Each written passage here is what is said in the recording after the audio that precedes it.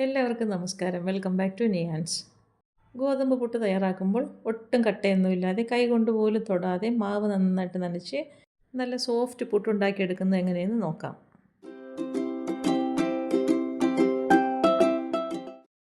ഞാനിവിടെ പുട്ടുണ്ടാക്കാൻ വേണ്ടി 1 കപ്പ് ഗോതമ്പ് പൊടിയാണ് എടുത്തിരിക്കുന്നത്. അതൊരു ബൗളിലേക്ക് ഇട്ട് കൊടുക്കാം. ഇനി അതിലേക്ക് 1/4 കപ്പ് ചോറും കൂടി ചേർത്ത് കൊടുക്കാം. പിന്നീട് ആവശ്യത്തിനുള്ള ഉപ്പും കൂടി ചേർത്ത് കൊടുക്കാം. ഇനി നന്നായിട്ട് കൈ കൊണ്ട് ഇതിനെ ഒന്ന് യോജിപ്പിച്ചെടുക്കാം. ആദ്യം 1/4 കപ്പ് മാത്രമേ ചോറ് ചേർത്ത് കൊടുക്കുന്നുള്ളൂ. പിന്നീട് ആവശ്യം ഉണ്ടെങ്കിൽ നമുക്ക് കുറച്ച് കൂടി ചേർത്ത് കൊടുക്കാം.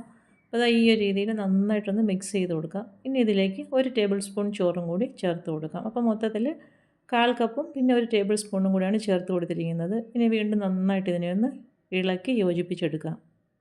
അപ്പോൾ ഇട്ട് കൊടുത്ത ചോറും ഗോതമ്പ് പൊടിയും കൂടി എല്ലാം കൂടി നന്നായി ഒരേപോലെ എല്ലാ ഭാഗത്തും ആകത്തക്ക രീതിയിൽ മിക്സ് ചെയ്ത് കൊടുത്തതിന് ശേഷം മിക്സിയുടെ ചെറിയ ജാറിലേക്ക് ഇട്ട് കൊടുത്തതിന് ശേഷം ജസ്റ്റ് ഒന്ന് കറക്കിയെടുക്കാം. ആ ചോറും മാവും കൂടി ഒന്ന് പൊടിയത്തക്ക രീതിയിൽ ഒന്ന് കറക്കിയെടുത്താൽ മതിയാകും. ഇത് 2 തവണയായിട്ട് ഇട്ട് കൊടുത്ത് കറക്കിയെടുക്കാം. ഒറ്റ തവണയായിട്ട് ഇട്ട് കൊടുക്കുമ്പോൾ പെട്ടെന്ന് എല്ലാ ഭാഗത്തും ഒന്ന് നന്നായിട്ടൊന്ന് നനഞ്ഞ് കിട്ടത്തില്ല. അപ്പോൾ ഇതാ കണ്ടില്ലേ, ഈ ഒരു രീതിയിലാണ് ഇത് പൊടിച്ചെടുത്തിരിക്കുന്നത്. അപ്പോൾ നന്നായിട്ട് പരുവായി കിട്ടിയിട്ടുണ്ട്. ഇത് നമുക്ക് വേറൊരു പാത്രത്തിലേക്ക് മാറ്റി കൊടുക്കാം. വെള്ളമൊന്നും ചേർക്കാതെ തന്നെ ഇപ്പോൾ ഇതാ ഗോതമ്പ് പൊടി നന്നായിട്ട് പരുവായി കിട്ടിയിട്ടുണ്ട്. ഇനി നമുക്കൊരു പാത്രത്തിലേക്ക് മാറ്റി കൊടുക്കാം.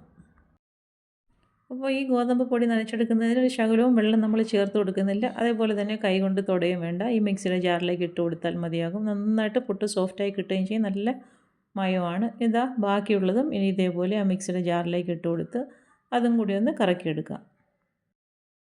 പാത്രത്തിലേക്ക് ഇട്ട് കൊടുക്കുമ്പോൾ ചിലപ്പം ജാറിൻ്റെ അടിവശത്തൊക്കെ ചെറിയ ചെറിയ കട്ടകൾ പോലെ കാണും. അതായത് ഇതേപോലെ കൈകൊണ്ട് നന്നായിട്ടൊന്ന് ഇളക്കി കൊടുത്താൽ മതിയാകും. നന്നായിട്ട് പരുവായി കിട്ടിയിട്ടുണ്ട്. ഇനി ഇത് അടുത്തതും ഇതേപോലെ പൊടിച്ചെടുക്കാം. പൊടിച്ചെടുത്തതിന് ശേഷം അതും കൂടി അതിൻ്റെ കൂടെ അങ്ങ് തട്ടി കൊടുക്കാം.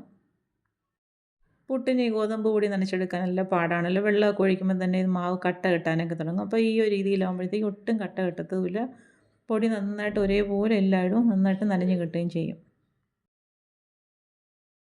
ഇനി ഇതാ പുട്ടുകുറ്റിയിലേക്ക് തേങ്ങ ഇട്ട് കൊടുത്ത് കുറേശ്ശായിട്ട് പൊടി ഇട്ട് കൊടുത്തതിന് ശേഷം ഇടയ്ക്ക് വീണ്ടും തേങ്ങ ഇട്ട് കൊടുക്കണമെങ്കിൽ തേങ്ങ ഇട്ട് കൊടുക്കാം. വീണ്ടും പൊടി ഇട്ട് കൊടുത്ത് മുകളിൽ തേങ്ങ വെച്ച് കൊടുത്തതിന് ശേഷം കുടത്തിലേക്ക് വെച്ച് കൊടുത്ത് ആവി കയറ്റിയെടുക്കാം.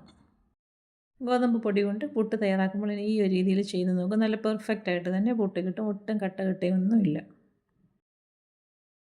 ഇതാ കുടത്തിലേക്ക് വെച്ച് കൊടുത്ത് മൂടി വയ്ക്കാം. എന്നിട്ട് ആവി വരുന്നവരെ ഒന്ന് വെയിറ്റ് ചെയ്യാം.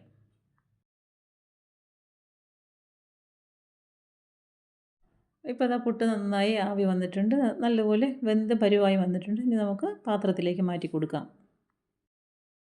ആ 1 കപ്പ് ഗോതമ്പ് പൊടിയിൽ നിന്നും ഈ ഒരു വലിപ്പത്തിലെ 2 കുറ്റിയോളം പുട്ട് തയ്യാറാക്കിയെടുക്കാം. അപ്പോൾ ഈ ഒരു രീതിയിൽ തീർച്ചയായും ഒന്ന് തയ്യാറാക്കി നോക്കൂ.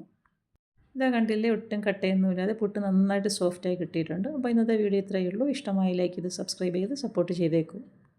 വീണ്ടും അടുത്ത വീഡിയോയിൽ കാണുന്നത് വരെ ബൈ ഫ്രം നിയാൻസ്. Thanks for watching.